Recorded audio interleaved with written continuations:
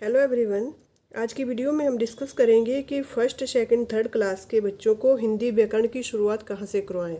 तो सबसे पहले हिंदी की जो शुरुआत होती है हिंदी सब्जेक्ट की, तो वो होती है वर्ण से। हिंदी में सबसे पहले बच्चों को वर्ण ही पढ़ाए जाते हैं जो अ से लेकर ज्ञ तक होते हैं, और वर्णों के समूह को ही वर्णमाला कहते हैं। तो सबसे पहले हम बच्चों को वर्ण के बारे में बताएंगे। वर्ण किसे कहते हैं? वर्ण भाषा की सबसे छोटी इकाई जिसके टुकड़े नहीं किए जा सकते उसको वर्ण कहते हैं। सबसे पहले बच्चों को वर्ण के बारे में बताना है। उसके बाद हम बच्चों को बताएंगे कि वर्ण के कितने भेद होते हैं।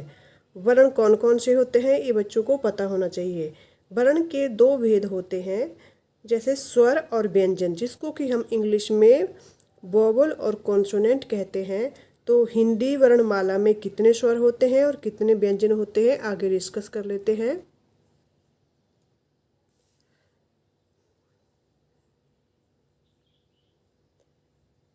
ये तो हमने पढ़ लिया कि वर्ण के दो भेद होते हैं, स्वर और व्यंजन।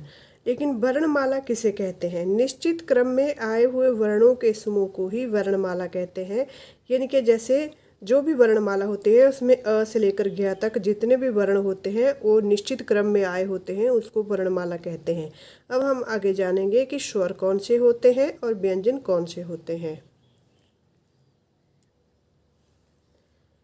हिंदी वर्णमाला में स्वरों की संख्या 11 होती है, जो अ से लेकर अ तक होते हैं। जब भी हम हिंदी वर्णमाला बच्चों को सिखाते हैं अ से ही शुरुआत करते हैं।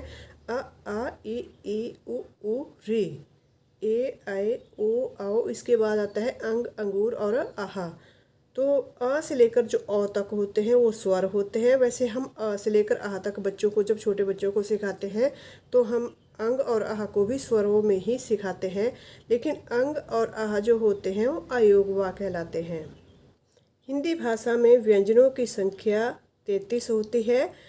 हमने पहले पढ़ा कि जो वर्णमाला में स्वर और व्यंजन होते हैं, स्वर उनमें 11 हो गए और व्यंजन कितने हो गए? 33।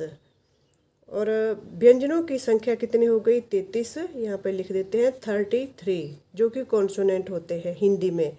तो इसके बाद आते हैं संयुक्त व्यंजन। संयुक्त व्यंजन की संख्या 4 होती है। उसमें कौन कौन से आते हैं? संयुक्त व्यंजन में आते हैं क्ष, त्र, ज्ञ और श्र। ये जो आते हैं 4, ये संयुक्त व्यंजन में आते हैं। तो 11 स्वर हो गए, 33 व्यंजन हो गए, 11 और 33 हो गए 44, और अंग और आह जो अयोगवा होते हैं ये हो गए 45 और 46, 4 हो गए संयुक्त व्यंजन, 46 और 4 हो गए 50। अब इसके बाद दो व्यंजन और आते हैं जो आते हैं हिंदी वर्णमाला में ढ़, और इसको भी ढ़ ही कहा जाता है। ये जो है ड डमरू का एक रूप होता है, जिसके नीचे बिंदी लग गई तो इसको ढ पढ़ा जाता है। और ये ढ ढक्कन का एक रूप होता है, इसके नीचे भी बिंदी लग जाती है तो इसको भी ढ पढ़ा जाता है। तो ये हो गए हमारे जो अन्य वर्ण है दो, जो कि ड डमरू और ढ ढक्कन का एक रूप होते हैं। तो हिंदी वर्णमाला में वर्णों की संख्या कितनी हो गई?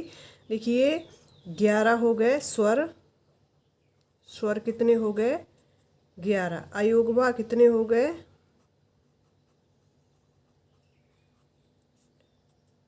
अयोगवा हो गए 2। और व्यंजन कितने हो गए? व्यंजन हो गए 33।